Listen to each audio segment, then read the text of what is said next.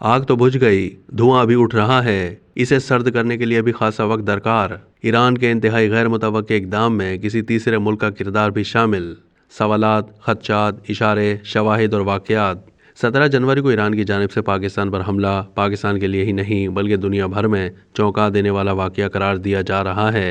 क्या 17 जनवरी ईरान का इनफरादी फैसला था? ये सवालात भी उठ रहे हैं कि दोनों मुल्कों के सिफारती ताल्लुकात का एक शानदार पस मंज़र रहा है। इस्लामाबाद और तेहरान के दरमियान सिफारती राब्तों का आगाज़ हुआ और महज 48 घंटों में दो अहम राब्तों ने सुलगती सूरत हाल पर दानिशमंदी का पानी फेंक दिया। बाज़ मगरबी ममालिक के तजियाकारों का कहना है कि आग तो बुझ गई लेकिन धुआं अभी भी उठ रहा है। इसे सर्द करने के लिए अभी खासा वक्त दरकार होगा, जो बादियो नज़र में इतना गलत भी नहीं। लेकिन यहाँ ये बात काबिल ज़िक्र है कि पाकिस्तान और ईरान दोनों मुल्कों के मुखालफिन के लिए ये सूरत हाल खासी मायूस कुन है। अब इस्लामाबाद और तेहरान के दरमियान कशीदगी बतदरीज कम हो रही है। सिफारती राब्तों का भी बाकायदा आगाज़ हो चुका है और फरीकीन की जानिब से ताल्लुकात को मामूल पर लाने के अज़्म का भी अयादा किया जा रहा है। ताहम इस तनाजुर में यहाँ ये सवालात अपनी पूरी शिद्दत के साथ मौजूद हैं कि क़याम पाकिस्तान के बाद ईरान पहला मुल्क था जिसने पाकिस्तान को तस्लीम किया।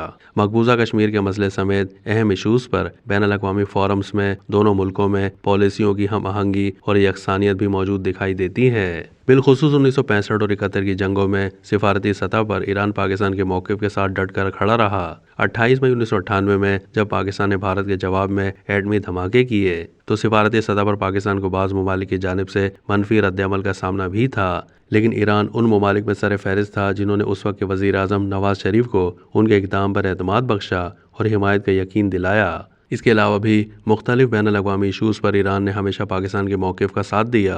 तो फिर क्या वजह बनी कि ईरान ने अपने बुरादर इस्लामी और दोस्त मुल्क के खिलाफ 17 जनवरी को अचानक एक इंतहाई कदम उठाया? इस तनाजुर में ये सवालात भी उठ रहे हैं कि क्या ईरान की जानिब से पाकिस्तान के खिलाफ किए जाने वाले इस इंतहाई गैर मुतवक्के इक़दाम में किसी तीसरे मुल्क का किरदार भी शामिल है? और क्या ये बड़ी ताकतों का खेल तो नहीं जिससे वो मुस्तकबिल में जनूबी एशिया में दूररस नताइज के हामिल अपने मफादात के हुसूल के लिए की गई मनसूबाबंदी का माहौल बनाने का आगाज़ कर रहे हैं? जबकि तीसरे किरदार के कयास पर उंगलियां और इशारे भारत की तरफ उठ रहे हैं और जाहिर है उसकी बेशुमार वजूहात मौजूद हैं।